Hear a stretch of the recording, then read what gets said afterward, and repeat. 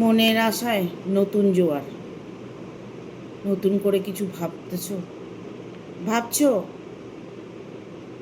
যে আমার জীবনটা কেমন যাবে, আমার সময়টা কেমন যাবে, আমার এবছর ও বছর 2 বছর 5 বছর কেমন যাবে, আমার জীবনে কি ভালোবাসা আসবে, আমি যা চাইছি তাই কি করতে পারবো। দ্য ক্রিয়েটার, স্রষ্টা, তোমার ভক্তি সেটা তোমাকে পাইয়ে দেবে। তোমার মধ্যে যে ভক্তি আছে, তুমি যে একজন স্রষ্টা, অনেক করে ঈশ্বরের কাছে প্রার্থনা করছো, ঈশ্বর যখন তোমার মনের কথাটা জেনে নিয়েছে, দেখুন একটা কথা বলবো, তুমি কি চাইছো সেটা কিন্তু ভগবান জানছেন, ইউনিভার্স জানেন, কিন্তু তোমার মনে কি চলছে, তুমি কি করতে চাইছো, তোমার জীবনে আগামী দিনগুলো কেমন কাটবে, এইগুলো কেউ না জানলেও ঈশ্বর কিন্তু জানেন। আর যখনই ঈশ্বর জানেন, তার পরবর্তীতে আমরা যদি কোনো প্রার্থনা করি, ধ্যান জপ করি, ভগবানের কাছে কিছু চাই, ভগবান তখন হাসেন যে তোর জন্য সব কিছু দেওয়া আছে, সবটাই তোর প্রাপ্য, তুই নিতে পারছিস না, এটা তোর ভাগ্য।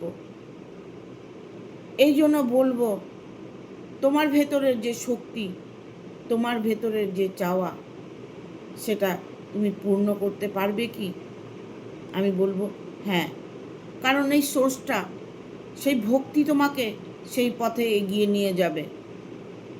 ওই ভক্তি তোমাকে স্বর্গ পৌঁছিয়ে দেবে, ওই ভক্তি তোমাকে জীবনে উন্নতির পথ দেখাবে। একটা কথাই সবসময় আমরা বলি, ভক্তিতেই ভগবান। ভগবানকে কিন্তু আমরা দেখতে পাই না, আমাদের যে ভক্তিটা আছে সেটাই ভগবান। আমরা ভক্তি ভরে মায়ের সাধনা করছি, ভোলেনাথের সাধনা করছি, এইটাই আমাদের ভগবান। এই যে আমাদের ভেতরে ভক্তিটা আছে, এটাই ভগবান। তাই তোমার যে ভক্তি তোমাকে তোমার পথ দেখাবে, তোমার জীবনে নানান রকম প্রবলেম সলভ করে দেবে। মন থেকে আমরা যদি কিছু করে থাকি, সেটা ঈশ্বরের কাছে পৌঁছে যায়। কোনোভাবেই ঈশ্বর চান না যে আমরা কষ্ট পাই। আমাদেরকে ঈশ্বরই সৃষ্টি করেছে, আমাদেরই ভুল ভ্রান্তির জন্য, আমাদেরই কর্মের জন্য আমরা সাজা পাই। যে সাজাটা আমরা অনেক সময় ভগবানকে দোষ দিই, যা ভগবান আমাকে কেন এত কষ্ট দিয়েছ। না, ভগবান কষ্ট দেয়নি, আমরা কিছু ভুল করেছি, তার বিনিময়ে কষ্ট পাচ্ছি। ঈশ্বর কখনোই চান না যে আমার সন্তানরা কষ্ট পাক। সৃষ্টি তিনি করেছেন, ভালোবাসা অনুভূতি দিয়েছেন, তাহলে ভগবান কি কখনো আমাদের কষ্ট দেয়? দেয় না তো। আমরা আমাদের কর্মের অনুযায়ী ফল ভোগ করে থাকি, কর্মটা যেমন করব ফলটাও তেমনই পাব। মনের ভিতরে এত গ্লানি, মনের ভেতরে এত গ্লানি, এক্সারশন। আপনাকে ভালো থাকতে হলে মনের ভেতর থেকে গ্লানিকে ত্যাগ করতে লাগবে, ঠিক আছে? মনের যত আবর্জনা আছে, মনের মধ্যে যত খারাপ জিনিস আছে, সেগুলোকে বের করে ছুঁড়ে ফেলে দিতে হবে। কারণ আমরাই আমাদের কষ্ট ডেকে নিয়ে আসি। নিজের মনের গ্লানিটা ত্যাগ করুন। লোভ, লালসা, পরের ধন কেড়ে নেওয়া, অন্য মানুষকে কষ্ট দেওয়া, লোকের সঙ্গে খারাপ বিহেভ করা, সবসময় নিন্দে চর্চা, এর ভালো তার ভালো নিয়ে আমরা সবসময় ভাবনা ভাবি, সেইগুলো ত্যাগ করতে হবে। ও ভালো আছে, আমি কেন কষ্ট পাচ্ছি, এইগুলোকে ত্যাগ করতে হবে। নিজের মনের ভেতরে যত রকম গ্লানি আছে বের করে ছুঁড়ে ফেলে দিন, ফেলে দিন ছুঁড়ে। বল তোদের এখানে কোনো জায়গা নেই, আমার ভেতরে তোদের কোনো জায়গা নেই। যা ভাববি দূরের থেকে ভাবতে থাক, এখানে আমার ভেতরে কোনো জায়গা নেই। দুঃখ বলে সর, দুঃখ বলে সুখকে, সর তুই আমি ঢুকবো। সুখ বলে দুঃখকে, সর তুই আমি ঢুকবো। একটা মানুষের মধ্যে কখনো সুখ ঢুকছে, কখনো দুঃখ ঢুকছে। সেই দুঃখটাকে বিদায় করতে হলে নিজের গ্লানিগুলোকে ত্যাগ করতে হবে। সুখকে চিরদিনের জন্য ভেতরে স্থান দিতে হবে। আমি চাই আমার ভিডিওটা যেন প্রতিটা মানুষ দেখে, সারা বিশ্বে যেন ছড়িয়ে যায় আমার ভিডিওটা। যারা বাঙালি তারাই তো দেখবে, এখানে হিন্দি ইংলিশ এরা তো কিছু বুঝবে না, এদের জন্য কেউ তৈরি আছে, ভিডিও বানাচ্ছে। আমি চাই আমার ভিডিওটা আমাদের সবার মধ্যে ছড়িয়ে পড়ুক। এক্সারশন, গ্লানিটাকে ত্যাগ করুন। ত্যাগ না করতে পারলে কোনো দিন আপনি স্রষ্টা হতে পারবেন না, আপনার ভেতরে ভক্তিটা আসবে না। দেখুন অনেকে আছে পুজো অর্চা করে দেখাওয়া, লোক দেখানো, বড় করে পুজো করলাম, আনন্দ করলাম, ঠিক আছে। অনেকে পুজো করে লোক দেখানোর জন্য, অনেকে পুজো করে মাকে সন্তুষ্ট করার জন্য। এটা সবটাই হচ্ছে আমাদের গ্লানি, আমাদের ভেতর থেকে আসে। আমি যদি মাকে খুশি করার জন্য পুজো করি, মা অবভিয়াসলি খুশি হবে। এটা আমি নিজে অনুতপ্ত, নিজে অনুভব করছি, কারণ তারা মা আমার ঘরে জাগ্রত মা বসে আছে। আমি অন্তর থেকে মাকে ভালোবাসি, মাকে দেখার চেষ্টা করি, মায়ের সাথে কথা বলার চেষ্টা করি, কিন্তু পারি না। কেন? আমার ভেতরেও কিছু গ্লানি আছে, যার দরুন মায়ের সাথে কানেক্ট হতে পারি না। হয়তো গ্লানিটা আছে আমি বুঝতে পারছি না, হয়তো বুঝতে পারছি, বুঝেও কিছু করতে পারছি না।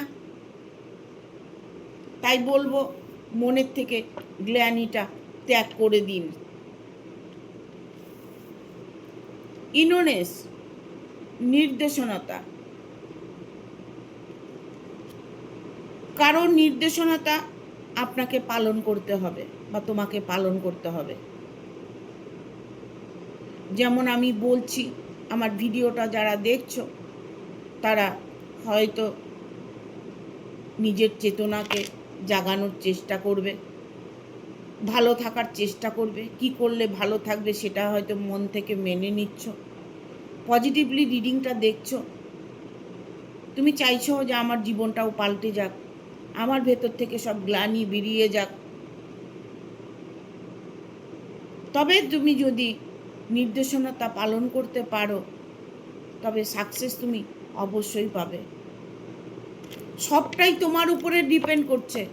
আমি প্রতিটা ভিডিওতে বলি, পুরোটাই ডিপেন্ড করছে তোমার উপরে। তুমি কি চাইছো, তোমার মনের মধ্যে কি চলছে, কি করতে চাইছো তুমি, এইগুলোকে ফোকাস করতে হবে, মেডিটেশন করতে হবে, চক্রগুলো হিল করতে হবে। প্রতিটা ভিডিওতে বলি, যারা কষ্টে আছো, যারা মনের ইচ্ছেকে পূর্ণ করতে চাইছো, তারা চক্রগুলো হিলিং করো।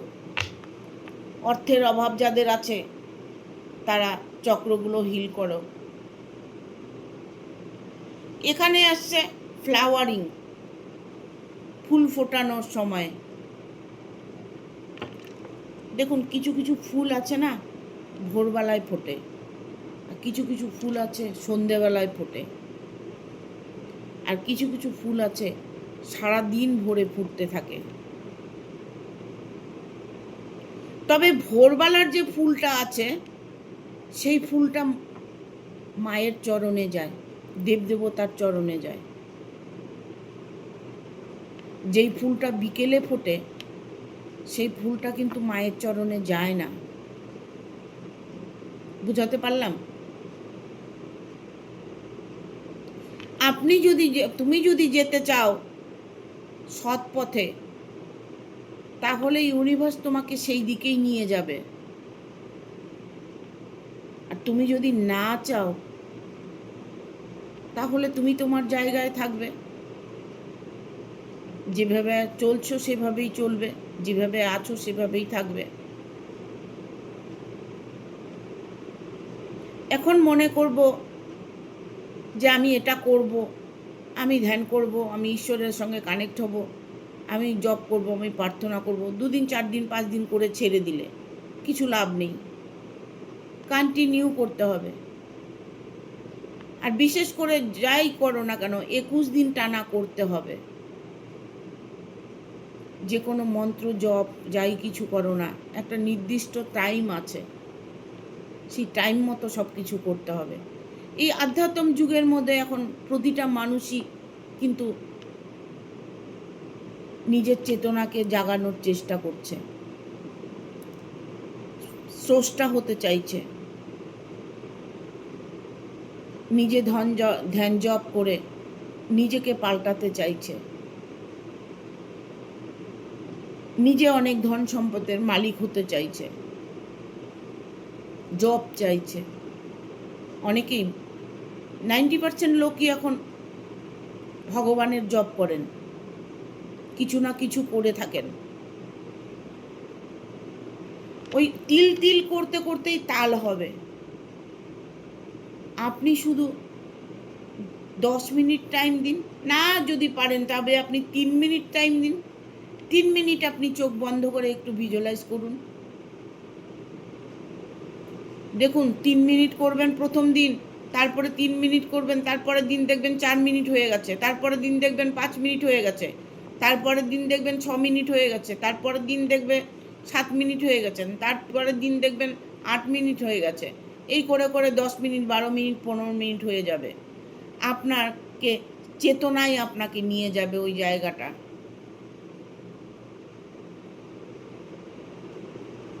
মন থেকে করুন, দেখুন না আপনার কষ্টের সময়টা পার হয়ে যাবে। দ্য ফ্লাওয়ারিং মানে সময় আপনার এসে গেছে, ফুল ফোটার সময় আপনার এসে গেছে, আপনার চেতনা কাজ করছে, আপনি চেতনায় আছেন। লেটিং গো, ছেড়ে দেওয়া। অনেকে আছে করছেন বাট ছেড়ে দিচ্ছেন, দয়া করে কেউ ছেড়ে দেবেন না। যেটা করছেন সেটা মন থেকে করে যান না, করে যান না। কি আছে, সারাদিন একটু সময় ইউনিভার্সকে দেবেন নিজে ভালো থাকার জন্য, নিজের জীবনে খুশি আনার জন্য, নিজের ধন সম্পদ জব বলো ব্যবসা বলো বাড়ানোর জন্য, নিজেকে ভালো রাখার জন্য। এতটুকু টাইম তো ঈশ্বরকে দেওয়াই যায়, ইউনিভার্সকে দেওয়াই যায়, যায় কি না বলুন? ইউনিভার্সকে একটু সময় দিয়ে দেখুন, দেখবেন নিজেরই ভালো হবে, নিজেরই ভালো হবে। আপনার কারো কাছে কারো দুয়ারে যেতে হবে না, কোনো ব্ল্যাক ম্যাজিক জাদু টোনা কিচ্ছু করতে হবে না, অটোমেটিকলি সব কিছু ঠিক হয়ে যাবে। আপনি তাজ্জব হয়ে যাবেন যে ধ্যান জপে মেডিটেশনের মধ্যে এতটা সুখ লুকিয়ে আছে, এখানেই সব কিছু আছে, সব কিছু ওই জায়গাটাই আছে।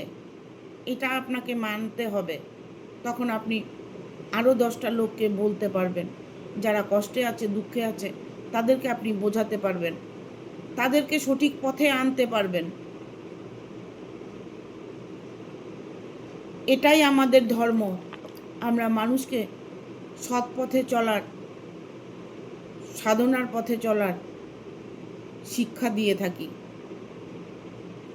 যারা মানতে পারছে মানছে, যারা মানছে না তাদের ছেড়ে দিন, যারা মানছে না তাদের ছেড়ে দিন।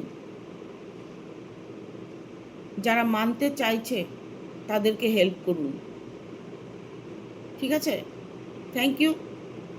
আমি আগেই স্ক্রাব করে নিয়ে আমি রিডিংটা করি। এখন আমি শর্ট ভিডিওটা দিচ্ছি না, শর্ট ভিডিওর বদলে 15 মিনিটের ভিডিও দিচ্ছি।